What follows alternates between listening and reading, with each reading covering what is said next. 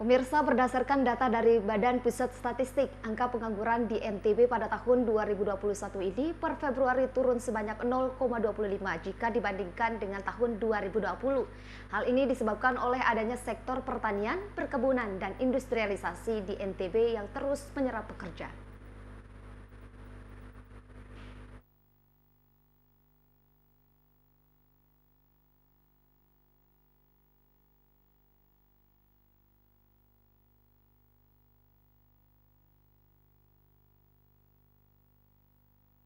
Meski berada di tengah pandemi COVID-19 dan berada di masa pemberlakuan pembatasan kegiatan masyarakat yang masih terus berlanjut hingga 20 September mendatang.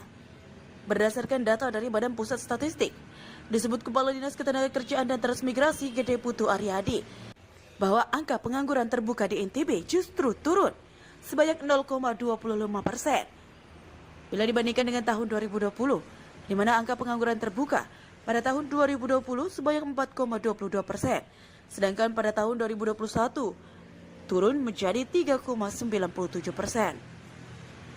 Sebut Gede bahwa di NTB sendiri, meskipun dalam masa pandemi, tetapi adanya sektor-sektor pertanian, perkebunan, serta industrialisasi terus menyerap pekerja.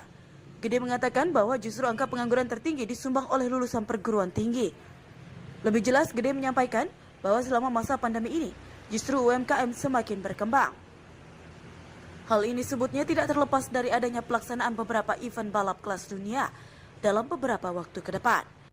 Itu kan 109.000 ya, 109.700. Angka ini sebenarnya justru tidak menurun kalau kita bandingkan dengan tahun 2020. Karena meskipun pandemi, di NTB ini sektor-sektor seperti pertanian, perkebunan, ada industrialisasi itu menyerap. Justru yang angka terbesar pengangguran kita tuh di lulusan perguruan tinggi, diploma, karena mereka memilih pekerjaan. Gitu.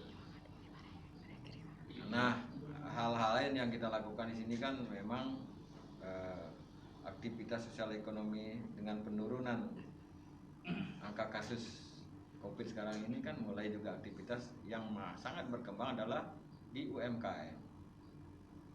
UMKM ini kan produk-produk lokal kita pacu dalam rangka menyiapkan ini juga, menyambut MotoGP, event-event internasional. Ini yang kita, nah yang pekerja migran yang pulang PMI Purna ini juga kita latih. Lebih lanjut disampaikan Gede bahwa selama tahun 2021 ini justru terjadi peningkatan pekerja paruh waktu atau freelance sebanyak 3% jika dibandingkan dengan tahun lalu. Lalu Anjani, Lombok TV, Mataram.